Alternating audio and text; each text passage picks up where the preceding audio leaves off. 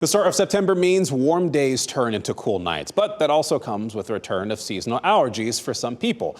Meteorologist Chris Michaels is here to explain more about the return of ragweed pollen. Chris, this stuff, it stays in North Carolina longer. It is, especially over the past several years, and we'll talk about why that's the case. But this is the latest observation that we got from the North Carolina Department of Environmental Quality, showing that weed pollen and even some tree pollen is pretty high. The grass pollen is not something that we're necessarily concerned with. But when you look at the trends in the state from April through October, this tends to be the time of year, that orange line is when ragweed pollen tends to be highest. Now, you have to wait until that first fall freeze to maybe not worry about it, right? On average, at least in our part of the state, that last fall freeze is anywhere from October 21st to Halloween.